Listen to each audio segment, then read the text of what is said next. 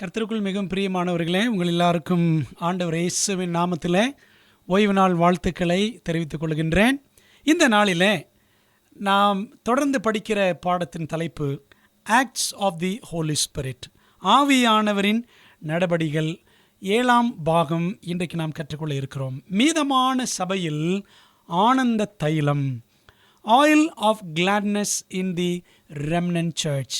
இதில் நாம் பின்மாரியை குறித்து படிக்க இருக்கிறோம். ஏற்கனவே ஆதி சபையில் ஆனந்த தைலம் என்று 2ஆம் பாகம் படிக்கும் பொழுது நாம் முன்மாரியை குறித்து படித்தோம். உங்களுக்கு ஞாபகம் இருக்கிறதா?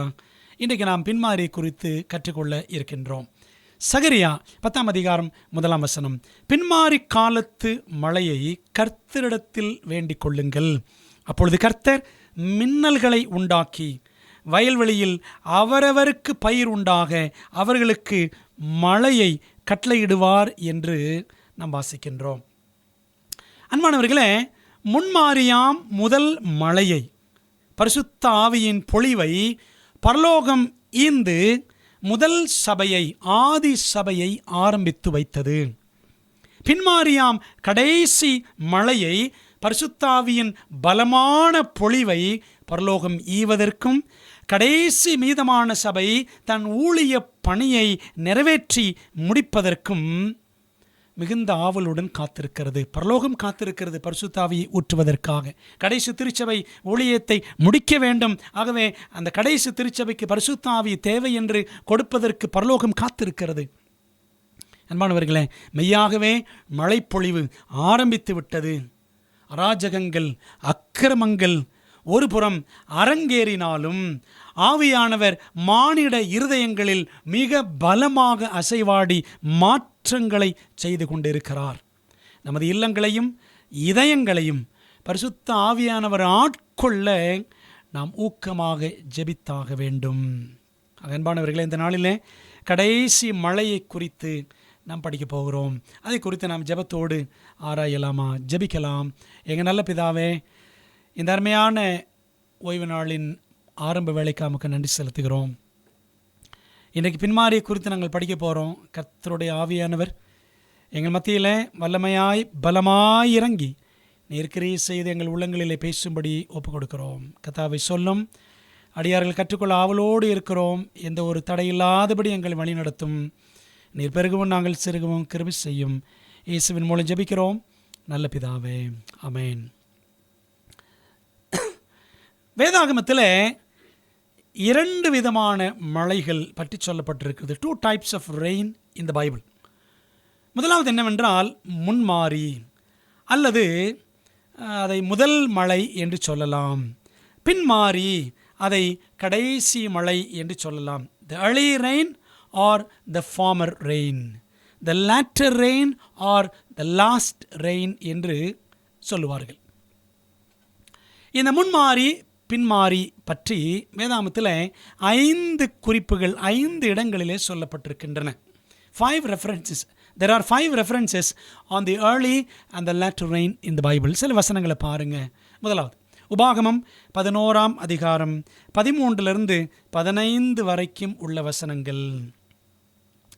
நீங்கள் உங்கள் தேவனாய கர்த்தரிடத்தில் உங்கள் முழு இருதயத்தோடும் உங்கள் முழு ஆத்துமாவோடும் அன்பு கூர்ந்து அவரை சேவிக்கும்படி நான் இன்று உங்களுக்கு கற்பிக்கிற என் கற்பனைகளுக்கு கீழ்ப்படிந்தால் நீ உன் தானியத்தையும் உன் திராட்சரசத்தையும் உன் எண்ணெயையும் சேர்க்கும்படிக்கு நான் ஏற்ற காலத்தில் உங்கள் தேசத்தில் முன்மாரியும் பின்மாரியும் பெய்ய பண்ணி மிருக ஜீவன்களுக்காக உன் வெளிகளிலே புல் முளைக்கும்படி செய்வேன், நீ சாப்பிட்டு திருப்தி அடைவாய் என்கிறார். உபாகம் டியூட்ரானமி 11ஆம் அதிகாரம் 13-15 வரைக்கும் வாசிக்கிறோம். 2வது இடம் ஓசியா 6ஆம் அதிகாரம் 3ஆம் வசனம், அப்பொழுது நாம் அறிவடைந்து கர்த்தரை அடையும்படி தொடர்ந்து போவோம், அவருடைய புறப்படுதல் அருணோதயம் போல ஆயத்தமாயிருக்கிறது, அவர் மழையைப் போலவும் பூமியின் மேல் பெய்யும் முன்மாரி பின்மாரியைப் போலவும் நம்மிடத்தில் வருவார் என்று வாசிக்கிறோம்.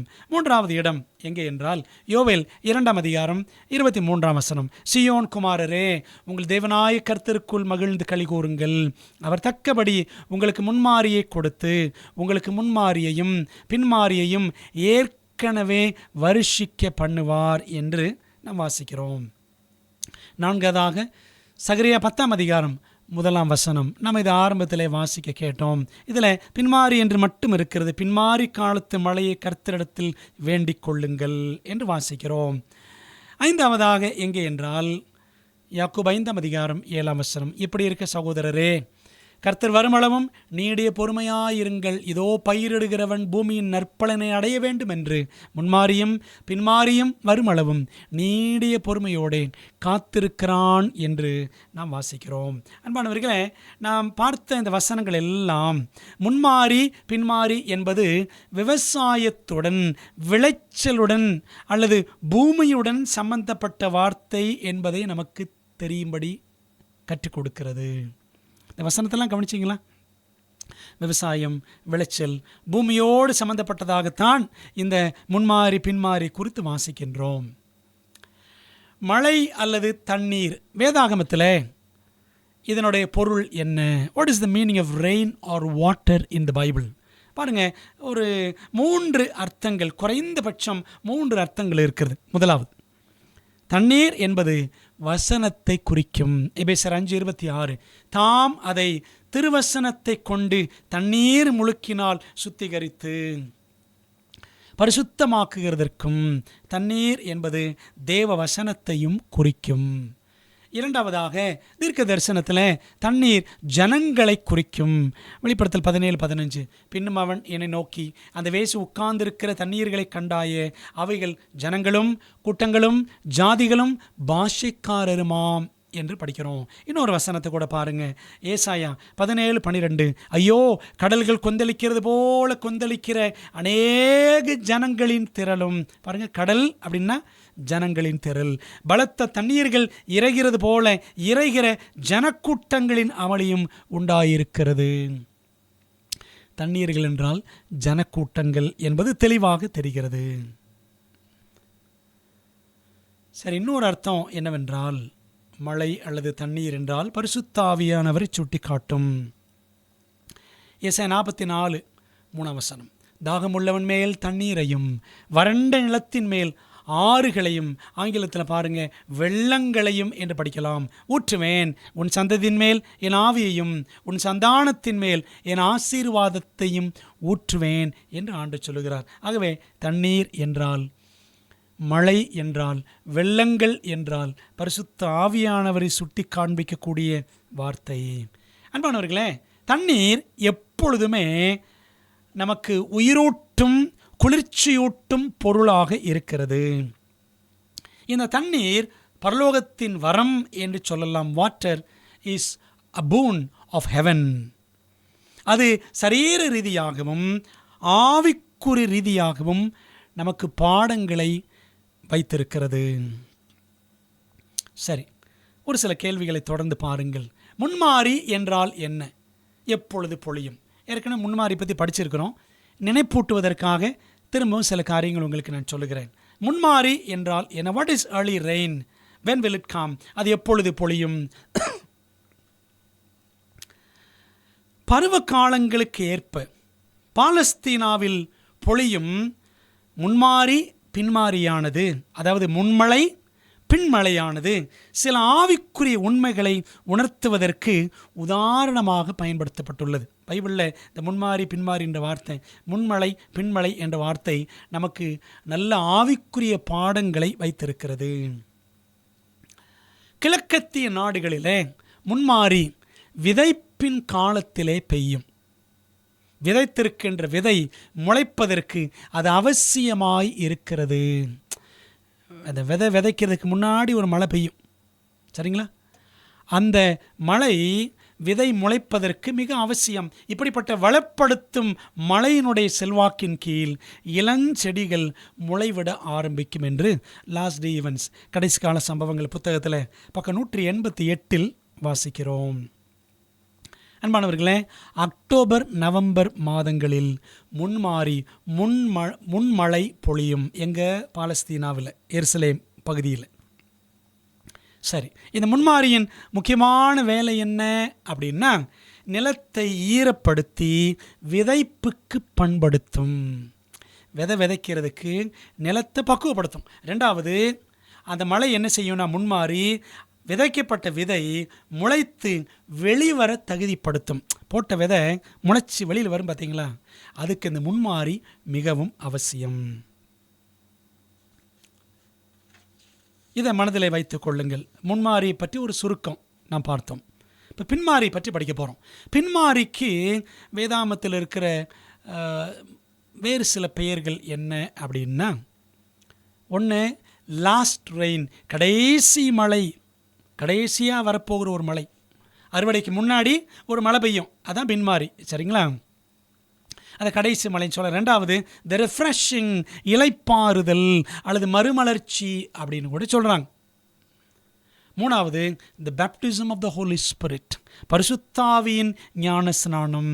அதாவது ஆவிக்குரிய அர்த்தத்தில் நான் சொல்லுகிறேன், த ஃபைனல் அவுட் போரிங் என்றும் நாம் சொல்லலாம். இதை மனசில் வச்சுக்கோங்க. நான் பின்மாறி பற்றி படிப்போம். பின்மாறி என்றால் என்ன, அது எப்பொழுது பொழியும், what is later rain, when will it come.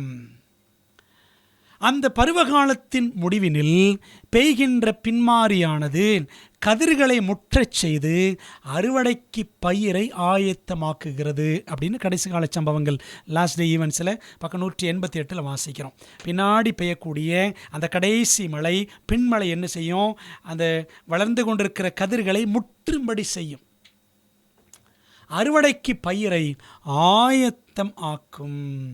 சரிங்களா, இந்த பின்மாறி எப்போ பொழியும்னா மார்ச் ஏப்ரல் மாதங்களில் பின்மாறி பொழியும். எங்கே? இதெல்லாம் பாலஸ்தீனாவில், பைபிள் லேண்டில். சரிங்களா, வேதாகம அந்த தேசத்தில் பெய்யக்கூடிய முன்மாறி பின்மாறி. முன்மாறி அக்டோபர் நவம்பரில், பின்மாறி மார்ச் ஏப்ரலில் என்று பார்க்கிறோம். சரி, முக்கியமான வேலை என்ன? பின்மாரின் முக்கியமான வேலை விளைச்சலை, கதிர்களை முற்றச் செய்யும், முதிரச் செய்யும். இரண்டாவது பயிரை அறுவடைக்கு ஆயத்தமாக்கும். புரியுதா உங்களுக்கு அன்பானவர்களே? இதை மனசில் வச்சுக்கிட்டு இந்த முன்மாறி பின்மாறி, முன்மழை பின்மழை என்ற பாடத்தை வைத்து ஆவிக்குரிய அனுபவங்களை நாம் கற்றுக்கொள்ளப் போகிறோம். What are the spiritual experiences relating to the former rain and the latter rain. முன்மாறி பின்மாரியோடு சம்பந்தப்பட்ட ஆவிக்குரிய அனுபவங்கள் என்னென்ன என்று பார்க்கலாமா? முதலாவது, இந்த முன்மாறி என்பது எதை சுட்டி காட்டுகிறது என்றால், ஆதி திருச்சபையின் ஆரம்ப ஆவிக்குரிய அனுபவம். The former rain or the first rain or the early rain represents the early spiritual experience of the early church or spiritual experience of the early church. ஆதி திருச்சபையின் ஆவிக்குரிய அனுபவத்தை நாம் பார்க்கிறோம். அன்பானவர்களே, அப்போஸ்தலர்களின் நாட்களில் ஆவியானவர் பொழியப்பட்டது முன்மாறி ஆகும். அதன் விளைவு மகிமையாய் இருந்தது எப்படின்னு பார்க்கலாம். 1ஆம் நூற்றாண்டில், அதாவது கிறிஸ்துவின் பரமேறுதலுக்கு பின், கிபி 31 AD 31, இயேசு கிறிஸ்து பரமேறின வருஷம். அவர் மரித்து உயிரோடு எழுந்து பரமேறியது கிபி 31. அவர் பரமேறிய பிற்பாடு பரிசுத்தாவியின் அருள் மாறி பொழியப்பட்டது. சரிதானே? இதை பெந்தேகோஸ்தேன் அப்போஸ்தலர் 2ஆம் அதிகாரத்தில் பார்க்கிறோம். அதை முன்மாறி என்று சொல்லுகிறோம். முன்மாரியின் ஆரம்பமாக இருந்தது. அதனுடைய பலனும் அதனுடைய விளைவும் மகிமை மிக்கதாக இருந்தது. எப்படின்னு பார்க்குறீங்களா? எப்படின்னு கேட்குறீங்களா? பாருங்களேன், 2 முக்கியமான காரியங்கள் நடந்தது என்று சொல்லலாம். ஒன்று, ஆவியானவரின் அருட்பொழிவினால் எண்ணிக்கையில் பெருக்கம், இன்க்ரீஸ் இன் நம்பர். சபை விசுவாசிகள் பெருகினார்கள் முன்மாறி பொழிந்த பொழுது. இது ஃபர்ஸ்ட் ரிசல்ட், முதல் விளைவு. பாருங்களேன், லூக்கா 6:13 படிச்சிங்கன்னா ஆண்டவர் இயேசு கிறிஸ்து 12 பேரை அழைக்கிறார். கிறிஸ்தவ சபை எப்படி ஆரம்பிக்குது? 12 பேர். லூக்கா 10:1 படிச்சிங்கன்னா பிற்பாடு 70 பேரை இயேசு அனுப்பினார் அப்படின்னு படிக்கிறோம். சரிங்களா? 12, அதுக்கப்புறம் 70. அப்போஸ்தலர் 1ஆம் அதிகாரம் 15ஆம் வசனம் படித்தோம் என்று சொன்னால் 120 பேர் என்ன செய்தாங்க? எருசலேமிலே மேல் அறையிலே கூடினார்கள், ஜெபித்தார்கள் அப்படின்னு படிக்கிறோம். அதைத் தொடர்ந்து அப்போஸ்தலர் 2ஆம் அதிகாரம் 41ஆம் வசனம் படிச்சீங்கன்னா அந்த பெந்தேகோஸ்தே அனுபவம், முதல் பெந்தேகோஸ்தே அனுபவத்தினுடைய அந்த முடிவில் பார்த்தீங்கன்னு சொன்னால், பேதுரு பிரசங்கம் பண்ணினார். அந்த பிரசங்கத்தின் முடிவில் 3000 பேர் இயேசுவை ஏற்றுக்கொண்டு ஞானஸ்நானம் பெற்றார்கள் அப்படின்னு படிக்கிறோம். அந்த இன்க்ரீஸ் இன் நம்பர், எண்ணிக்கையில் பெருக்கம் உங்களுக்கு தெரிகிறதா? அதே போல் அப்போஸ்தலர் 4ஆம் அதிகாரம் 4ஆம் வசனம் படிச்சிங்கன்னா 5000 பேர் இயேசுவை ஏற்றுக்கொண்டார்கள் என்று நாம் படிக்கலாம். சரிங்களா? ஸ்தேவான் மரித்த பொழுது, ஸ்தேவான் மரித்த காலகட்டத்தில், இது கிபி 34க்கு முன்பாக ஒரே வருஷத்தில் 10,000 பேர் இயேசுவை ஏற்றுக்கொண்டார்கள். இதெல்லாம் சரித்திரம். அதுக்கப்புறம் கிபி 34 ஸ்தேவான் மரிக்கும் பொழுது சபையின் எண்ணிக்கை 20,000 இருந்தது என்று சொல்லப்படுகிறது. கிபி 63 பவுல் தீமோத்தேயுவுக்கு முதலாம் நிருபத்தை எழுதின வருஷம் கிபி 63. அப்பொழுது எபேசு பட்டணத்தில் ஏறக்குறைய 60,000 விசுவாசிகள் இருந்தார்கள் என்று கணக்கெடுப்பு சொல்லுகிறது. முதலாம் நூற்றாண்டின் முடிவில், at the end of the first century, ரோம சாம்ராஜ்யம் முழுவதும் 60 லட்சம் கிறிஸ்தவர்கள் பெருகி இருந்தார்கள். பாருங்களேன், கிபி ஆண்டவர் இயேசு கிறிஸ்து ஊழியம் செய்யக்கூடிய நாட்களில் பார்த்தீங்கன்னா, அவர் ஊழியத்தை ஆரம்பிக்கும் பொழுது கிபி 28, 29 அந்த மாதிரி வச்சுக்கோங்களேன். அந்த மாதிரி டைமில் பார்த்தீங்கன்னா 12 பேரோடு ஆரம்பிக்கிறார். அவர் ஞானஸ்நானம் பெற்றது கிபி 27. சரிதானே? அப்போ அதிலிருந்தே கணக்கு வைங்க. அந்த 3 வருஷம் அந்த ஊழியத்தின் அவர் செய்யக்கூடிய அந்த ஆரம்பத்தில் 12 பேர் தெரிந்து கொண்டார். முதலாம் நூற்றாண்டின் முடிவில் 60 லட்சம் கிறிஸ்தவர்கள். எத்தனை ஆச்சரியம்! 3ஆம் நூற்றாண்டின் முடிவில் ஏராளமான பேர் இரத்த சாட்சிகளாக மரித்தது போக 1 கோடி கிறிஸ்தவர்கள் ரோமாபுரி முழுவதும் பரவி இருந்தார்கள் அப்படின்னு ஒரு கணக்கெடுப்பில் நான் படித்தேன். என்னுடைய வீட்டில் ஒரு புத்தகம் ஒன்று வச்சுருக்கிறேன். The power of the original church என்ற ஒரு புத்தகம். The power of the original church, நிஜமான திருச்சபையின் வல்லமை என்ற புத்தகத்தில் பக்கம் 25 முதல் 29 வரை இந்த கணக்கெடுப்பில் நான் கண்டுபிடித்தேன். பிரியமான தேவ பிள்ளைங்களே, அப்போ ஆவியானவர் முன்மாறி ஆதி திருச்சபையில் பொழியப்பட்ட பொழுது முதல் ரிசல்ட் என்ன? எண்ணிக்கையில் பெருக்கம், இன்க்ரீஸ் இன் நம்பர். விசுவாசிகள் எண்ணிக்கையில் பெருகிக்கிட்டே இருந்தாங்க.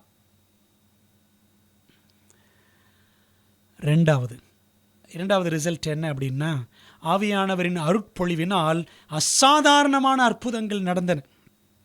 போன வாரம் படித்தோம்ல அற்புதங்களை பற்றி. இன்னைக்கு சுருக்கமாக நம்ம அதை பார்ப்போம். பேதுருவின் ஒரே பிரசங்கத்தில் 3000 பேர் மனமாற்றம் அடைந்தார்கள். அப்போஸ்தலர் 2ஆம் அதிகாரம். பேதுருவின் நிழல் பட்டு அநேகர் சுகமானார்கள். அவரது நிழலுக்காக பலர் படுக்கைகளிலே, தெருக்களிலே போடப்பட்டவர்களாக காத்திருந்தார்கள். அப்போஸ்தலர் 5:15. பவுலும் சீலாவும் பாடினார்கள். பிலிப்பி பட்டணத்து சிறைச்சாலையின் அஸ்திபாரங்கள் அதிர்ந்தன, அசைந்தன, ஒரு பூமி எதிர்ச்சி உண்டாயிற்று. அப்போஸ்தலர் 16. இது எவ்வளோ பெரிய அற்புதம்! பவுலின் உருமால்களும் கச்சைகளும் வியாதிகளை சுகப்படுத்தி பொல்லாத ஆவிகளை துரத்தியது அப்படின்னு அப்போஸ்தலர் 19, 11, 12 வாசிக்கிறோம். பவுலின் கைகளினாலே தேவன் விசேஷித்த அற்புதங்களை செய்தார் என்றும் அதே அதிகாரம் சொல்லுகிறது. அன்பானவர்களே, பவுலுடைய அந்த ட்ரெஸ், துணிமணி எடுத்து போய் போட்டால் வியாதிகள் சுகமாயிருமா? பிசாசுகள் ஓடின. தேவன் அவ்வளவு பயங்கரமான அற்புதங்களை செய்தார். அன்பானவர்கள், இப்போ கேள்வி என்ன அப்படின்னா, அதே வல்லமையும் அனுபவமும் இப்போது எங்கே போய்விட்டது என்பதை நாம் சற்று யோசிப்போம். அப்போ இதாங்க முன்மாறி. ஆதி திருச்சபையின் ஆரம்ப அனுபவம் அது முன்மாறியினுடைய விளைவாக இருந்தது. பின்மாறி, கடைசி மலை, கடைசி திருச்சபையின் கடைசி ஆவிக்குரிய அனுபவம், the latter rain or the last rain represents the last spiritual experience of the last church. பிரியமான தேவ பிள்ளைகளே, பூமியின் அறுவடைக்கு விளைச்சலை முற்றச் செய்கின்ற பின்மாரியானது மனுஷகுமாரின் வருகைக்கு சபையை ஆயத்தப்படுத்துகின்ற ஆவிக்குரிய கிருபையை குறிக்கின்றது. எலன் ஒயிட் எழுதுறாங்க. எப்படி பின்மாரி பொழிந்து அறுவடைக்கு பயிரை கதிர்களை ஆயத்தப்படுத்துமோ அதே போல் பின்மழையானது, கடைசி மழையானது என்ன செய்யும்? ஆண்டவர் இயேசு கிறிஸ்துவின் 2ஆம் வருகைக்கு சபையை ஆயத்தப்படுத்தும் ஆவிக்குரிய கிருபையை, ஆவியின் பொழிவை சுட்டி காட்டுகின்றது. தொடர்ந்து வாசிப்போம். விதை முதிர்ந்து வருகிற காரியமானது ஆத்துமாவில் தேவ கிருபையினுடைய வேளையின் முழுமையை குறிக்கிறது. தேவனுடைய நீதி ஒழுக்க சாயலானது பரிசுத்தாவியின் வல்லமையால் நம் குணங்களில் பூரணமாக்கப்பட வேண்டும். நாம் முற்றிலுமாக கிறிஸ்துவின் சாயலுக்கு ஒத்த சாயலாக மாற்றப்பட வேண்டும். எப்படி அந்த கதிர் முளைத்து முற்றி முதிர்கிறதோ அதே போல நீங்கள் நானும் கிறிஸ்துவின் சாயலில் அவருடைய சாயலுக்கு ஒப்பாக நாம் மாற வேண்டும் என்பதை இந்த பின்மாறி நமக்கு அழகாக சுட்டி காட்டுகிறது. தேவனுடைய குணங்களில் நாம் பூர்ணமாய் வளர வேண்டும். பிரியமானவர்களே, முன்மாறி என்பது முதல் பெந்தேகோஸ்தே, பின்மாறி என்பது கடைசி Pentecost. The early rain is the first Pentecost. The latter rain is the last final Pentecost. இதை மனதிலே வைத்துக் கொள்ளுங்கள். நாம் அந்த கடைசி மழையை பெறவும் ஊழியத்தை முடிக்கவும் ஆயத்தம் ஆகிறோமா? ஜெபிக்கிறோமா? பின்மாரியானது முன்மாரியை விடவும் இன்னும் மகிமையானதாக இருக்கும். அதான் ஆரம்பத்தில் சொன்னேன், கவனிச்சிங்களா? முன்மாரி பரிசுத்தாவியின் பொழிவுன்னு சொன்னேன். பின்மாரி பரிசுத்தாவியின் பலமான பொழிவு என்று நான் ஆரம்பித்தேன். ஞாபகம் இருக்கா உங்களுக்கு? ஆகவே பின்மாரியின் வல்லமை, அதனுடைய விளைவு மிகவும் மகிமையானதாக இருக்கும். பாருங்களேன், முன்மாரியை பெறுவதற்கு என்ன பண்ணாங்க? ஆதி சீஷர்கள் 10 நாட்கள் காத்திருந்து ஜெபித்தார்கள்.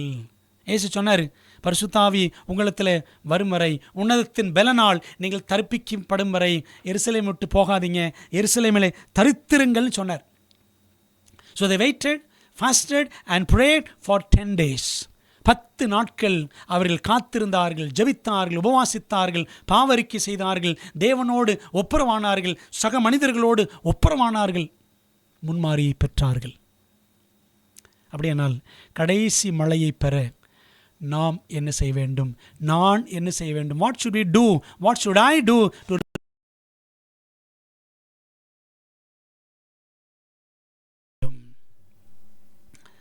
அன்பானவர்களே, உங்களோடு 3 பாடங்களை நான் பகிர்ந்து கொள்ள விரும்புகிறேன். 3 முக்கியமான பாடங்கள். முதலாவது, தேடுங்கள், ஜெபியுங்கள், நம்புங்கள். Seek of it, pray for it, believe for it.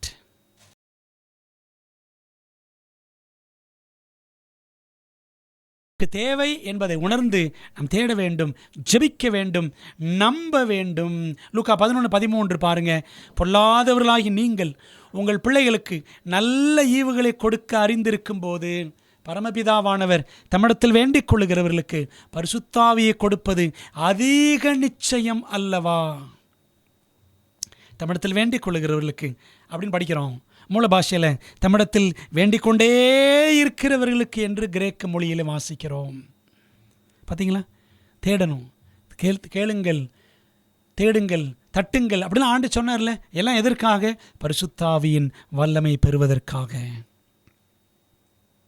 இன்னொரு வசனம் பாருங்க, எபேசியர் 5:18, துன்மார்க்கத்திற்கு ஏதுவான மதுபான வெறி கொள்ளாமல் ஆவியினாலே நிறைந்து அப்படின்னு படிக்கிறோம். ஆவியினாலே நிறைந்து, be filled with the spirit அப்படின்னு படிக்கிறோம் ஆங்கிலத்தில். மூல பாஷையில், கிரேக்க பாஷையில் எப்படி இருக்குன்னா, keep on being filled with the Holy Spirit, பரிசுத்தாவியினால் நிறைந்து கொண்டே இருங்கள் அப்படி தான் இருக்குது. பார்த்தீங்களா? இதை நாம் தேட வேண்டும். பரிசுத்தாவியினால் நிரம்ப வேண்டும் என்ற வாஞ்சை நமக்கு தேவை. பரிசுத்தாவியினால் நாம் நிரப்பப்படுவோம் என்ற நம்பிக்கை நமக்கு தேவை. சகரியா 10:1 படிக்கிறோம் பாருங்க. பின்மாரி காலத்து மழையை கர்த்தரிடத்தில் வேண்டிக் கொள்ளுங்கள். வேண்டிக் கொள்ளணும். எதற்காக வேண்டிக் கொள்கிறோம்? பின்மாரியை பெற வேண்டும், பரிசுத்தாவின் அந்த கடைசி மழையை பெற வேண்டும் என்று நாம் வேண்டிக் கொள்கிறோமா? அப்பொழுது கர்த்தர் மின்னல்களை உண்டாக்கி, மின்னல் என்னது? பவர் உண்டாக்கி, வயல்வெளியில் அவரவருக்கு பயிர் உண்டாக அவர்களுக்கு மழையை கட்டளையிடுவார். ஒவ்வொருவரும் தனித்தனியாக பரிசுத்தாவியின் அபிஷேகத்தை பெற வேண்டும். பெரியமான தேவ பிள்ளைகளை, இதாங்க நம்ம தேடணும், ஜெபிக்கணும், நம்பணும். எசேக்கியேல் 34:26 வாசிக்கிறோம், நான் அவர்களையும் என் மேட்டின் சுற்றுப்புறங்களையும் ஆசீர்வாதமாக்கி ஏற்ற காலத்தில் மழையை பெய்ய பண்ணுவேன். ஆசீர்வாதமான மழை பெய்யும். ஆசீர்வாதம்னா பரிசுத்தாவியானவருக்கு இன்னொரு பேர் ஆசீர்வாதம், பிளெஸ்ஸிங். நீ படித்து பாருங்கள், ஏசாயா 44:3 படித்து பாருங்கள், உங்களுக்கு தெரியும். உன் சந்ததியின் மேல் என் ஆவியையும் உன் சந்தானத்தின் மேல் என் ஆசீர்வாதத்தையும். ஆவியானவருக்கு இன்னொரு பேர் ஆசீர்வாதம். நம்ம ஆசீர்வாதம் எதை நினச்சிட்டு இருக்கிறோம்? Do we think of material blessings as blessing? பொருளாதார ஆசீர்வாதங்களைத்தான் ஆசீர்வாதம் நினைக்கிறோமா? ஆவியானவர் தாங்க ஆசீர்வாதம் என்பதை மறந்து விடாதீர்கள். ஆவியானவர் என்ற ஆசீர்வாதத்தை நாம் தேட வேண்டும். ஆவியானவர் என்ற ஆசீர்வாதத்திற்காக ஜெபிக்க வேண்டும். ஆவியானவர் என்ற ஆசீர்வாதத்தை நாம் நம்ப வேண்டும், விசுவாசிக்க வேண்டும். கடைசி கால சம்பவங்கள் பக்கம் 193 படிக்கிறோம். திருச்சபை மீது பரிசுத்த ஆவியானவர் இறங்கும் காரியமானது ஏதோ எதிர்காலத்தில் நடக்கப் போகின்ற சம்பவம் போல எதிர்பார்க்கப்படுகின்றது. ஆவியானவர் ஊற்றப்படுவது அது எப்பயோ இனிமே தாங்க நடக்கும் அப்படின்னு நினைக்கிறோமா? ஆனால் இப்போதே அவரை பெற்றுக்கொள்வதுதான் திருச்சபையின் ஸ்லாக்கியமாக இருக்கின்றது. எனவே அதை நாடுங்கள். பரிசுத்தாவியின் அந்த அருட்பொழிவை நாடுங்கள், அதற்காக ஜெபியுங்கள், அதை நம்புங்கள். நாம் அதை பெற்றுக்கொள்ள வேண்டும். அதை வழங்குவதற்கு பரலோகமும் காத்து கொண்டிருக்கிறது. ஆவியானவர் கொடுப்பதற்கு பரலோகம் காத்து கொண்டு தான் இருக்கிறது. ஆண்டவர் காத்து கொண்டு தான் இருக்கிறார். நாம் தான் ஜெபத்திலே காத்திருப்பதே இல்லை. ஜெபத்தில் ஆவியானவரை நாம் கேட்பதே இல்லை. எதையோ கேட்டுக்கிட்டு இருக்கிறோம், உலக காரியங்களையே கேட்டுக்கிட்டு இருக்கிறோம். அந்த உன்னதத்தின் பலன் பரிசுத்த ஆவியானவர், பிதாவின் வாக்கு தத்தம், அந்த வரம், அந்த ஆசீர்வாதம், இது நம்ம கேட்கறது இல்லை. பெருமானவர்கள் யோசித்து பாருங்க, 10 நாட்கள் காத்திருந்து அந்த முன்மாரியின் அனுபவத்தை பெற்றார்கள். நம்ம காத்திருந்து ஜெபித்தா தானங்க பரிசுத்தாவின் வல்லமையை பெற முடியும். ஜெபம் பண்ணுறதுக்கு டைமே இல்லையே, முழங்கால் போடுறதுக்கு நேரமே இல்லையே, பைபிள் வாசிக்க நேரமே இல்லையே. பரிசுத்தாவியானவர் எங்கே வேலை செய்வார், எப்படி இறங்கி வருவார்? யோசித்து பாருங்கள். பின்மாரியை பெற, கடைசி மழையை பெற, அந்த ஆனந்த தைலம் என்ற அந்த கடைசி அபிஷேகத்தை பெற்று ஊழியத்தை முடிக்க வேண்டுமே மீதமான திருச்சபை. யோசித்து பாருங்க பிரியமான தேவ பிள்ளைகளே, நமக்கு இந்த வாஞ்சை இருக்கிறதா? 2வது, கடைசி மழையை பெற நாம் என்ன செய்ய வேண்டும்? இரட்டிப்பான பரிசுத்தாவின் வரத்துக்காக இயேசுவை அலட்டுங்கள். அலட்டுங்கள், அது ஆங்கிலத்தில் ட்ரபிள்னு அர்த்தம். Trouble Jesus for the double portion of the Holy Spirit. ஒரு வசனம் பாருங்களேன், 2 ராஜாக்கள் 2:9 அவர்கள் அக்கறைப்பட்ட பின்பு, யோர்தானுக்கு அக்கறைப்பட்ட பின்பு எலியா எலிசாவை நோக்கி, நான் உன்னை விட்டு எடுத்துக்கொள்ளப்படும் முன்னே நான் உனக்கு செய்ய வேண்டியது என்ன கேள் என்றான். அதற்கு எலிசா, உம்மிடத்தில் உள்ள ஆவியின் வரம் எனக்கு இரட்டிப்பாய் கிடைக்கும்படி வேண்டுகிறேன் என்றான். பாருங்களேன், என்ன கேட்டார் எலிசா எலியா கிட்ட? ஐயா ஆசிரியரே, என் தகப்பனே இஸ்ரவேலுக்கு ரதமும் குதிரை வீரனுமாய் இருக்கிறவரே அப்படின்னு தான் சொன்னார் அவர். இந்த அதிகாரத்தை படித்து பாருங்க. எனக்கு என்ன வேணும்? உம்மிடத்தில் உள்ள ஆவியின் வரம், உம்மிடத்தில் உள்ள அந்த ஆவியின் அபிஷேகம் எனக்கு 2 மடங்கு வேண்டும் என்று கேட்டார். நீங்கள் பாருங்கள், பைபிளில் எலியா செய்த அற்புதங்கள் 14 அற்புதங்கள், எலிசா செய்த அற்புதங்கள் 28 அற்புதங்கள் லிஸ்ட் வச்சிருக்கிறேன், பைபிளில் இருக்குது. அப்போது எலிசா பாருங்கள், double the amount, double portion of miracles, அற்புதங்களை 2 மடங்கு செய்தார். காரணம் என்ன? எலிசாவிடம் தேவன் பொழிந்தருளின பரிசுத்த ஆவியின் வரம். பாருங்களேன், அந்த காலத்திலேயே இந்த எலிசா ஆயிரக்கணக்கான ஆண்டுகளுக்கு முன்பதாகவே 2 மடங்கு பரிசுத்தாவின் வரம் கேட்டார் அப்படின்னா, இப்போல்லாம் நமக்கு எவ்வளோங்க கேட்கணும்? நீங்களும் நானும் கேட்குறதே கிடையாது. இயேசு சொன்னார்ல யோவான் 16ஆம் அதிகாரத்தில், என் நாமத்தினாலே நீங்கள் ஒன்றும் இது வரைக்கும் கேட்கவே இல்லைன்னு சொன்னார். அதுதான் உண்மை. கேட்குறதே கிடையாது. என்னென்னத்தையோ கேட்டுக்கிட்டு இருக்கிறோம். யோசித்து பாருங்கள். பரிசுத்தாவின் வரத்தை கர்த்தரிடம் கேட்கவும் நமது விண்ணப்பங்களுடன் அவரை தொந்தரவு செய்யவும் நாம் போதுமான விருப்பத்துடன் இல்லாமல் இருக்கின்றோம். ஆண்டவர்கிட்ட தொந்தரவு பண்ணுறதுக்கு நமக்கு விருப்பமே இல்லையா? எதை குறித்து தொந்தரவு பண்ண? ஆண்டவரே, பரிசுத்தாவின் வரம் எனக்கு தாரும். We are not troubling Jesus in this regard. இந்த காரியத்தில் நாம் அவரை தொந்தரவு செய்ய வேண்டும் என்று கர்த்தர் விரும்புகிறார். அவருடைய சிங்காசனத்திற்கு முன்பாக நமது விண்ணப்பங்களை நாம் வற்புறுத்தி கேட்க வேண்டும் என்று அவர் விரும்புகின்றார். கடைசிகால சம்பவங்கள் பக்கம் 194. அப்படி ஒரு புக்கு இருக்குது, உங்களுக்கு தெரியுமா? கடைசிகால சம்பவங்கள்.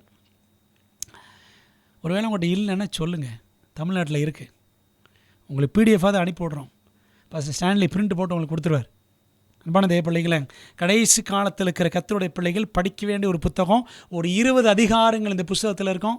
கண்டிப்பாக படிக்கணும். ஒருவேளை ஆங்கிலத்தில் இருக்கலாம், தமிழில் உங்கள்கிட்ட இருக்கான்னு எனக்கு தெரியல. இதில் வாசிங்க. இதில் என்ன படிக்கிறோம் பாருங்கள். நாம் பரிசுத்தாவி என்ற இந்த காரியத்தில் ஆண்டவர் தொந்தரவு பண்ணணும்னு ஆண்டவர் விரும்புகிறாராம். அன்பான தேவ பிள்ளைகளை, அப்படி தானே எலிசா தொந்தரவு பண்ணார். எலியா சொன்னார், ஆண்டவர் என்னை பெத்தேல் வரைக்கும் போக சொல்கிறாரு, ஆண்டவர் என்னை யோர்தான் வரைக்கும் போக சொல்கிறாரு, ஆண்டவர் என்னை இங்கே போக சொல்கிறாரு, அங்கே போக சொல்கிறாருன்னு சொல்லி எப்படியாவது இந்த எலிசாவை கழட்டி விடலாமா? அதாவது கழட்டி விடுறது கிடையாது. இந்த எலிசாவினுடைய தீவிரம் எப்படி இருக்கிறது, விடாப்பிடியாய் எலியாவை பின்பற்றுகிறானா என்பதை சோதித்து பார்ப்பதற்காக அந்த 2 ராஜ்யங்கள் 2ஆம் அதிகாரத்தில் எலியா சொல்கிறாரு, ஆண்டவர் அங்கே போக சொல்கிறாரு, இங்கே போக சொல்கிறாரு. இல்லை எங்கே போனாலும் விட மாட்டேன்னு சொல்லி பின்னாடி துரத்தி கொண்டே சென்றார் எலிசா. அதாங்க தொந்தரவு. விளங்குதா உங்களுக்கு? 2 மடங்கு ஆவியின் வரம் கேட்டார். கிடைச்சா கிடைக்கலையா? கிடைச்சிச்சு. பிரியமான தேவ பிள்ளைகளே, கடைசி நாட்களின் கடைசியில் முடிவு காலத்தின் முடிவில் இருக்கிறோம். பரிசுத்த ஆவியின் அந்த அபிஷேகத்தை, பரிசுத்த ஆவியின் ஞானஸ்நானத்தை நாம் வாஞ்சிக்கிறோமா என்பதை சற்று எண்ணி பார்ப்போம். பிரியமான தேவ பிள்ளைகளே, நாம் மனதிலே பதிக்க வேண்டிய 3வது பாடம், விண்ணக வல்லமையை பெற நிபந்தனைகளை நிறைவேற்றுங்கள். fulfill the conditions to receive the heavenly dunamis. ஆண்டவர் தம்முடைய ஆவியை நமக்கு ஊற்ற வேண்டும் என்றால் அதுக்கு சில நிபந்தனைகள் இருக்கின்றன. அதெல்லாம் நம்ம நிறைவேற்ற வேண்டும். இந்த டுனாமிஸ், இது என்ன புதுசாக ஒரு வார்த்தையாக இருக்குன்னு நினைக்கிறீங்களா? பைபிளில் பாருங்கள். அப்போஸ்தலர் 1:8 படிக்கிறோம், பரிசுத்த ஆவி உங்களிடத்தில் வரும்போது நீங்கள் பெலன் அடைந்து, பெலன் அந்த வார்த்தை கவனிங்க, எருசலேமிலும் யூதேயா முழுவதிலும் சமாரியாவிலும் பூமியின் கடைசி பரியந்தமும் எனக்கு சாட்சிகளாய் இருப்பீர்கள் என்றார். You have to be filled first, then only you can be witnesses. முதலாவது நீங்கள் நிரப்பப்பட வேண்டும் பரிசுத்த ஆவியினால், அதுக்கப்புறம் தான் சாட்சிகளாய் விளங்க முடியும். Be filled, be witnesses. இந்த வசனத்தில் பெலன் ஒரு வார்த்தை வருது பார்த்தீங்களா? பரிசுத்த உங்களிடத்தில் வரும்போது நீங்கள் பெலன் அடைந்து, அந்த பெலன் என்ற இடத்துல டுனாமிஸ் என்ற கிரேக்க சொல் இருக்கிறது. டுனாமிஸ் என்றால் பவர், ஸ்ட்ரெங்க், அத்தாரிட்டி, வல்லமை, பெலன், அதிகாரம் என்று பொருள். இந்த டுனாமிஸ் என்ற வார்த்தையில் இருந்து தான் டைனமைட் என்ற வார்த்தை வருகிறது. இந்த டைனமைட்னா என்னது? வெடி மருந்து. சரிங்களா? இப்போ பாருங்களேன், இப்போ இந்த வெடி மருந்து, வெடி வைப்பாங்க பார்த்தீங்களா, பாறைகளை உடைக்கிறதுக்கு, மலைகளை உடைச்சி தகர்க்கிறதுக்கு டைனமைட் வைப்பாங்க. சரிதானே? அந்த டுனாமிஸ் பரிசுத்த ஆவி உங்களிடத்தில் வரும்பொழுது நீங்கள் பலன் அடைந்து, அந்த டைனாமிக் பவர், சில நேரத்தில் சொல்லுவாங்களே இஸ் அ டைனாமிக் பர்சன் அப்படின்னு சொல்லுவாங்க பார்த்தீங்களா? அது என்ன அர்த்தம்? ஆவியானவருடைய பலன்க, அவ்வளோதான், வேறு ஒன்றுமே கிடையாது. அன்பான தேவ பிள்ளைகளே, அப்போது ஆண்டவர் இந்த உலகத்தில் நம் சாட்சிகளாக விளங்குவதற்கு என்ன வச்சிருக்கிறாரு? பலன் வச்சிருக்கிறாரு, டைனமைட் வச்சிருக்கிறாரு. யார் மூலமாக? இந்த டைனமைட் நமக்கு கிடைக்கிறது. யார் மூலமாக இந்த பலன் கிடைக்கிறதுன்னா பரிசுத்தாவியின் மூலமாக. பரிசுத்தாவியினவர் தான் பலன். அன்பானவர்களே, கடைசி கால சம்பவங்கள் பக்கம் 194. பூமிக்குரிய பெற்றோர் தங்களது பிள்ளைகளுக்கு மனமுவந்து நல்ல ஈவுகளை கொடுக்க எப்படி ஆயத்தமாக இருக்கின்றார்களோ அதற்கும் மேலாக அவரிடத்தில் கேட்பவர்களுக்கு நம் பரமபிதா தமது பரிசுத்தாவியானவரை நமக்கு கொடுக்க அதிக விருப்பம் உள்ளவராக இருக்கின்றார். நாம் தான் கேட்பதற்கு அதிக விருப்பமில்லாமல் இருக்கின்றோம். தேவன் தமது ஆசீர்வாதத்தை நமக்கு அருளுவதற்கு வாக்களித்திருக்கிறார். ஆயினும் பாவ அறிக்கை, தாழ்மை, மனந்திரும்புதல் மற்றும் ஊக்கமான ஜெபத்தினால் நிபந்தனைகளை நிறைவேற்ற வேண்டியது நமது வேலை ஆகும். பார்த்தீங்களா? ஃபுல்ஃபில் த கண்டிஷன்ஸ். நிபந்தனைகளை நிறைவேற்றணும். நிபந்தனைகள் என்ன? அந்த காலத்தில் முன்மாரியை பெறும்பொழுது என்ன நிபந்தனைகள் இருந்தனவோ அதே நிபந்தனைகள் தான். என்ன செய்யணும்? 10 நாட்கள் என்ன பண்ணாங்க? அதுதான் இப்பயும் செய்யணும். 10 நாட்கள் பாவரிக்கை செய்தார்கள், தங்களை தாழ்த்தினார்கள். தாழ்த்தினா தான் பாவரிக்கை செய்ய முடியும். மனம் திரும்பினார்கள். ஆண்டவரே 3 வருஷம் உங்கள் கூட இருந்தோமே, ஆண்டவரே 3 வருஷத்தை வீணாக்கிட்டோமே அப்படின்னு சீஷர்கள் மிகவும் வேதனைப்பட்டார்களாம். ஆக்ட்ஸ் ஆஃப் தி அப்போஸ்டல்ஸ் புத்தகத்தில் முதல் 2 சாப்டர் படித்து பாருங்கள். எளிமை பிரகாசத்தை இயேசுவின் சீடர்கள் என்ற புத்தகம், அது ஆக்ட்ஸ் ஆஃப் தி அப்போஸ்டல்ஸ் தமிழில் முதல் 2 சாப்டர் படிங்க. அந்த 10 நாட்கள் சீஷர்கள் என்ன பண்ணாங்கன்னு எலன் ஒயிட் எழுதியிருப்பாங்க. ஆண்டவரே 3 வருஷத்தை வீணடித்து விட்டோமே, அந்த 3 ஆண்டுகள் எங்களுக்கு திரும்ப கிடைத்தால் நலமாயிருக்குமே அப்படின்னு ஏங்கினார்கள், ஊக்கமாய் ஜெபித்தார்கள். அதே நிபந்தனைகள் தாங்க நாம் செய்யணும். பாவரிக்கை, தாழ்மை, மனம் திரும்புதல், ஊக்கமான ஜெபம். இந்த நிபந்தனைகளை நிறைவேற்ற வேண்டியது நமது வேலை, நமது கடமை. நிறைவேற்றினாங்கல்ல ஆதி சீஷர்கள், முன்மாறி பொழிந்தது. நாம் செய்ய வேண்டியது என்ன? அதே தான் நாம் செய்யணும். பின்மாரிக்கு தேவன் நம்மை தகுதிப்படுத்துவார். பிரியமான தேவ பிள்ளைகளே, அப்போ யோசித்து பாருங்கள், நம்ம எந்த அளவுக்கு ஆயத்தமாகிறோம். மீதமான சபைன்னு சொன்ன உடனே இன்றைக்கி நம்ம சபையில் இருக்கிற எல்லாரும் பரிசுத்தாவியை பெற்று ஊழியத்தை முடித்து விடுவார்கள் அப்படின்னு நினச்சிடக்கூடாது. இக்கட்டு காலங்கள் வரும்பொழுது சத்தியத்தில் இருக்கிறோம், மெய்யான சத்தியத்தில் இருக்கிறோன்னு நினைக்கிற அநேகர் உபத்திரவங்களை தாங்க முடியாமல், சவால்களை தாங்க முடியாமல் திரளான கூட்டம் வெளியில் போயிடும். வெளியில் இருக்கிற அநேகர் நினச்சிவாங்க இதான் சத்தியம்னு புரிஞ்சுட்டு உள்ளே வருவாங்க. இப்படி சபை நிறைவடையும். சரிங்களா? நிறைய பேர் வெளியில் போயிடுவாங்க சத்திய சபையை விட்டுட்டு, உபத்திரவங்கள் தாங்க முடியாமல். அநேகர் வெளியிலேருந்து உள்ளே வருவாங்க. இப்படி ஒன்றா சேருங்க. அப்படி ஒன்றா சேரும் பார்த்தீங்களா, அதுதான் உண்மையான மீதமான திருச்சபையாக இருக்கும். அவங்க எல்லாம் என்ன செய்வாங்க? பின்மாரியை பெற்று ஊழியத்தை முடிப்பார்கள். பிரியமான தேவ பிள்ளைகளே, அப்போ நம்ம செய்ய வேண்டிய காரியம் பாவரிக்கை, தாழ்மை, மனம் திரும்புதல், ஊக்கமான ஜெபம். பென் கார்சன் கேள்விப்பட்டிருக்கிறீர்களா? உலக புகழ் பெற்ற நரம்பியல் அறுவை நிபுணர். அமெரிக்காவில் பிரபல ஜான் ஹாப்கின்ஸ் மருத்துவமனையில் நிகரற்ற மருத்துவராக சேவை செய்தவர். அமெரிக்க ஜனாதிபதியாகும் அளவுக்கு தகுதி பெற்றிருந்தவர். ஜனாதிபதி கூட ஆயிருக்கலாம், அந்த லெவலுக்கு அவர் உயர்ந்தார். உங்களுக்கு தெரியுமா, இவர் செவன்த் டே அட்வென்டிஸ்ட் திருச்சபையை சேர்ந்த ஒரு விசுவாசி. குறிப்பாக இவர் எழுதின புஸ்தகங்கள்லாம் கிஃப்டட் ஹேண்ட்ஸ் என்ற புத்தகம், திங்க் பிக் என்ற புஸ்தகம், இதெல்லாம் நீங்கள் படித்து பாருங்கள், ரொம்ப ஆச்சரியமாக இருக்கும். அவருடைய சுயசரிதை, சொந்த வாழ்க்கை வரலாறு கிஃப்டட் ஹேண்ட்ஸ் என்ற புத்தகத்தில் இருக்கிறது. இவருடைய சிறப்பு அம்சம் என்ன அப்படின்னா, தலையொட்டி பிறந்த குழந்தைகள், சியாமிஸ் ட்வின்ஸ் அப்படின்னு சொல்லுவாங்க.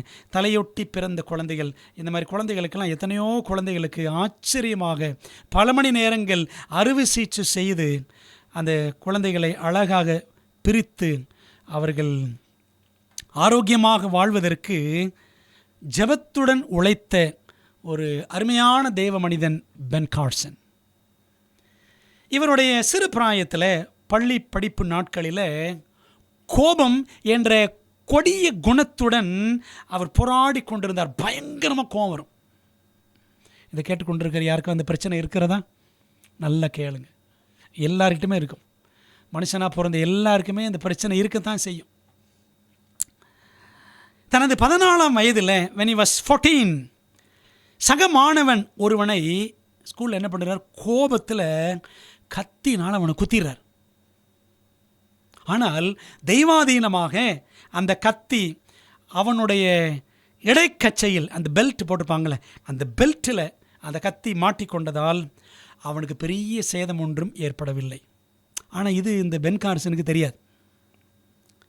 இதை அறியாத பென் கார்சன் மிகவும் பயந்து போய் தனது வீட்டுக்குள் ஓடி குளியல் அறைக்குள் பாத்ரூமுக்குள் ஒளிந்து கொண்டான். பாத்ரூமில் ஒளிஞ்சுக்கிட்டு பல மணி நேரங்களாக தனது கோபம் என்னும் தீய குணம் குறித்து தேவனோடு ஜெபத்தில் போராடினான். பாத்ரூமில் இருந்துக்கிட்டே பல மணி நேரம் ப்ரேயர் பண்ணான். ஆண்டவரே, எனக்கு இந்த கோபம் என்ற கெட்ட குணம் இருக்கு, ஆண்டவரே என்னை விடுவையும் அப்படின்னு சொல்லிட்டு அவன் ஜெபித்தான். அவ்வளோ சின்ன வயசில் இந்த கோபத்தை விட்டு ஒழிக்காவிட்டால் தான் முன்னேறப் போவதும் இல்லை என்பதையும் அவன் உணர்ந்தான். இந்த கோபத்தை ஒழிக்கலைன்னா வாழ்க்கையில் முன்னேற்றமே கிடையாது. கோபம் என்ற கொடிய குணத்தை வெல்வது, இதை ஜெயிப்பது மிகவும் கடினம் என்று மனோதத்துவ நிபுணர்கள், சைக்காலஜிஸ்ட்ஸ் சொல்லியிருக்காங்களே. இதெல்லாம் நான் படிச்சிருக்கிறேனே என்பதும் அவனுக்கு அந்த பாத்ரூமில் ஞாபகத்துக்கு வருது. அப்போ ஜோம் பண்ணானா, கர்த்தாவே, நிபுணர்கள் என்னதான் சொல்லி வைத்திருந்தாலும் நீர் என்னை மாற்ற முடியும். அழிக்கும் தன்மையுள்ள இந்த கொடிய குணத்திலிருந்து நீர் மாத்திரமே என்னை என்றென்றுமாக விடுவிக்க முடியும். ஆண்டவரே, நீங்கள் மட்டும்தான்ப்பா என்னை காப்பாற்ற முடியும் இந்த கோபத்திலிருந்து அப்படின்னு சொல்லிட்டு அவன் கண்ணீரோடு அந்த பாத்ரூமில் கதறி ஜெபித்தான்.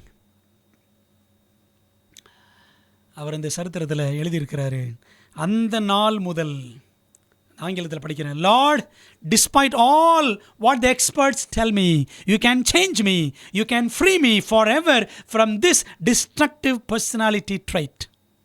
Since that day, I have never had a problem with my temper. அந்த நாள் முதல் என்னைக்கு பாத்ரூமில் ஒப்படைத்து கண்ணீரோடு மனம் திரும்பி தாழ்மையாய் ஊக்கமாய் ஜெபித்தாரோ அந்த நாள் முதல் கோபம் எனக்கு ஒரு பெரும் பிரச்சனையாகவே இருக்கவில்லை என்று பென் கார்சன் அந்த கிஃப்ட் அண்ட் ஹேண்ட்ஸ் என்ற புத்தகத்தில் எழுதி வைத்திருக்கிறார். பிரியமான தேவ பிள்ளைகளே, ட்வைட் நெல்சன் நம்முடைய திருச்சபையில் மிக பிரபலமான ஊழியக்காரர்.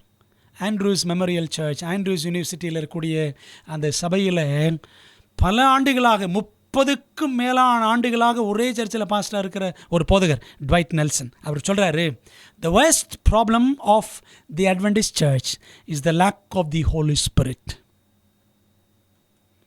பரிசுத்த ஆவியானவரின் குறைபாடே அட்வென்டிஸ்ட் திருச்சபையின் மிகவும் மோசமான பிரச்சனையாகும். இன்னைக்கு நம்ம சபையில் இருக்கிற மிக மோசமான பிரச்சனை என்ன? பரிசுத்த ஆவியானவருடைய குறைபாடு. நான் யோசித்து பார்த்தேன், உங்களுக்கு ஒரு பட்டியல் காண்பித்தேன். ஆண்டவர் இயேசு கிறிஸ்து 12 பேரை அழைத்தார். அந்த 1ஆம் நூற்றாண்டின் ஆரம்பத்தில், கிபி 27, 28 அந்த மாதிரி டைமில். அந்த 1ஆம் நூற்றாண்டின் முடிவில் பார்த்தீங்கன்னா 60 லட்சம் கிறிஸ்தவர்கள். அப்படி தானே பார்த்தோம் பிரியமானவர்களே. இன்றைக்கி நாம் ஒரு சபையாக உருவாகி 180 ஆண்டுகளுக்கு மேல் ஆகிவிட்டது. ஆனால் இன்னும் பாருங்கள், 2 கோடி 2.5 கோடி விசுவாசிகள் தான் உலகம் முழுவதும் இருக்கிறோம். என்ன பிரச்சனை? பரிசுத்த ஆவியானவரை நாம் அதிகமாக வாஞ்சிக்கிறது இல்லை. பரிசுத்த ஆவியின் வல்லமைக்காக, வரத்திற்காக, அந்த வாக்குத்தத்தம் நிறைவேற ஊக்கமாய் நாம் ஜெபிக்கிறதில்லை.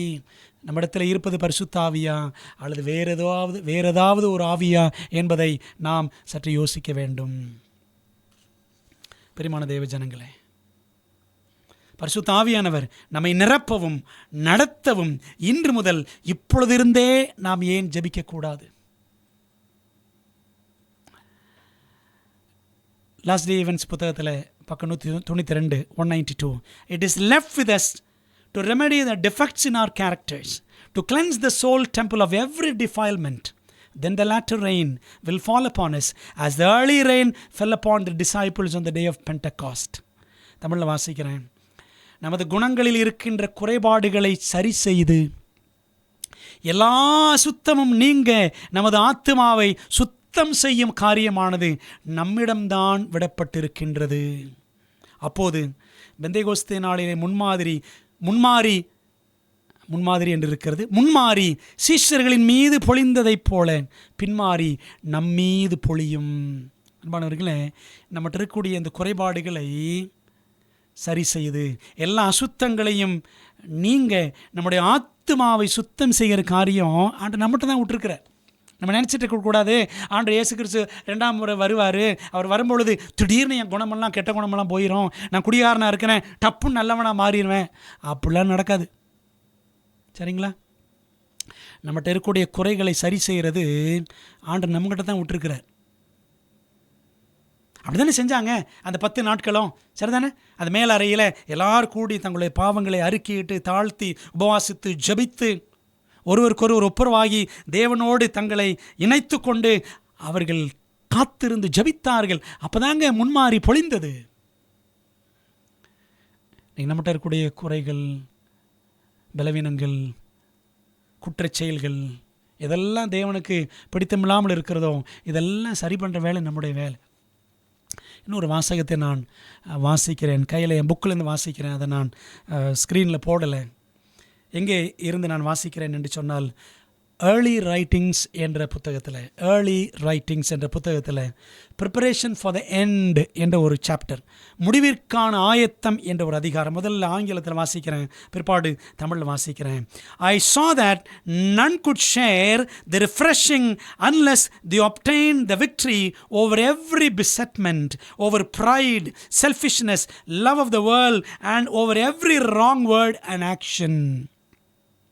We should therefore be drawing nearer and nearer to the Lord and be earnestly seeking that preparation necessary to enable us to stand in the battle in the day of the Lord என்று ஆங்கிலத்தில் வாசிக்கிறோம். தமிழில் நான் உங்களுக்கு வாசிக்கிட்டேன். பரம தரிசனங்கள் என்ற புத்தகத்தில் 16ஆம் அதிகாரம் முடிவிற்கான ஆயத்தம் வாசிக்கிறேன். ஒவ்வொரு பாவம், பெருமை, தன்னலம், உலக ஆசை, ஒவ்வொரு தப்பிதமான வார்த்தை, செய்கை ஆகிய அனைத்தின் மீதும் வெற்றி கொண்டால் ஒழிய ஒருவரும் அந்த மறுமலர்ச்சியை, ஆங்கிலத்தில் ரெஃப்ரெஷிங் என்று இருக்கிறது. தமிழ் பைபிளில் அப்போஸ்தலர் 3ஆம் அதிகாரம் 19-20 வசனங்கள், ஆக்ட்ஸ் சாப்டர் 3 verses 19 and 20 படித்து பாருங்கள். இளைப்பாறுதலின் காலங்கள்னு படிக்கலாம். டைம்ஸ் ஆஃப் ரிஃப்ரெஷிங், அதாவது பரிசுத்தாவியனர் ஊற்றப்படுவார் பார்த்தீங்களா, அந்த காலம்தான் இளைப்பாறுதலின் காலம். சரிங்களா? இங்கே தமிழில் மறுமலர்ச்சின்னு போட்டிருக்கிறாங்க.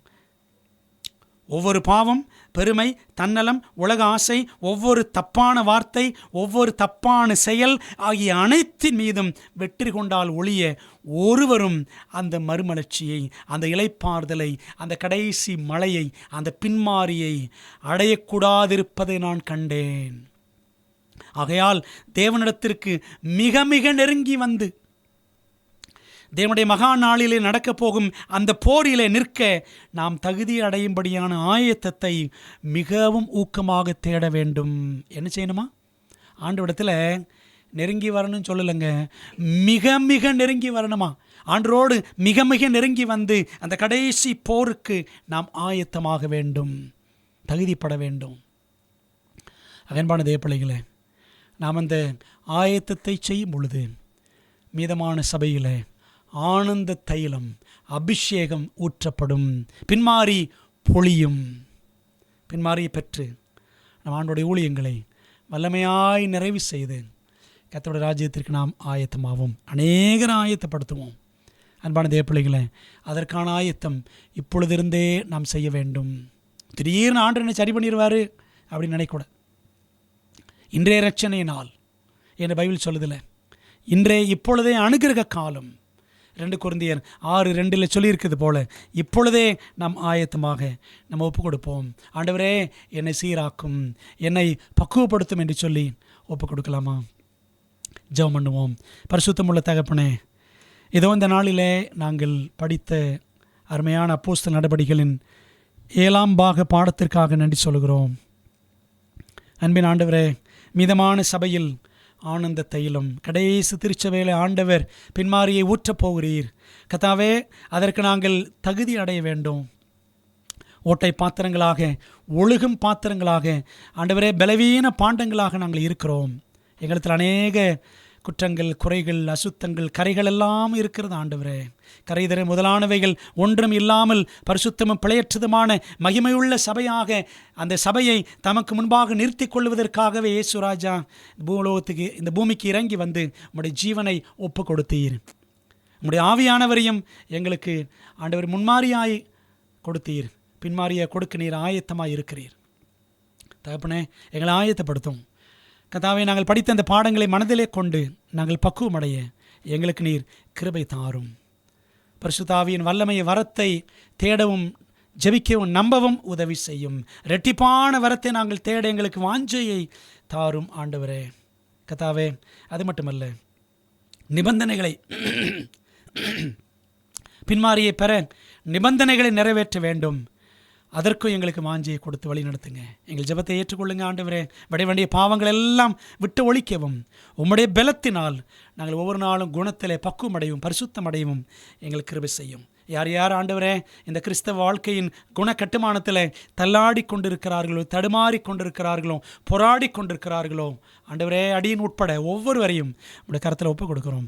உடைய ஆவியினால் நிரப்பி முடிவின் ஊழியத்திற்கு எங்களை ஆயத்தப்படுத்தும், ஆசீர்வதியும். தொடர்ந்து மகிமையான காரியங்களை கற்றுத்தர நாங்கள் வேண்டுகிறோம் ஆண்டவரே. இந்த சத்தியத்தை கேட்ட சபையார் எல்லாரையும், பந்திங் ஷாலாம் சபையாரையும், போதகர் குடும்பத்தையும், இணைந்திருக்கிற எல்லா பிள்ளைகளையும் வழிநடத்தும். தொடர்ந்து முடிய கிருபை எங்களோடு இருப்பதாக இயேசுவின் நாமத்தில் ஜெபிக்கிறோம் நல்ல பிதாவே, ஆமென். என் ஆத்மாவே கர்த்தரை ஸ்தோத்திரி, என் முழு உலமையோட பரிசுத்த நாமத்தை ஸ்தோத்திரி. என் ஆத்மாவே கர்த்தரை ஸ்தோத்திரி, அவர் செய்த சகல உபகாரங்களையும் மறவாதே, ஆமென். நம்முடைய கர்த்தராக இருக்கிற இயேசு கிறிஸ்துவின் கிருபையும், பிதாவாகிய தேவனுடைய அன்பும், ஆவியானவரின் ஐக்கியமும் ஆசீர்வாதமும், தேவதூதர்களின் காவலும் வழி நடத்தலும் நம்ம எல்லாரோடும் இன்றும் என்றும் சதா காலங்களிலும் தங்கியிருப்பதாக, ஆமென். பிரியமானவர்களே, தேவன் உங்களை ஆசீர்வதிப்பாராக, ஆமென்.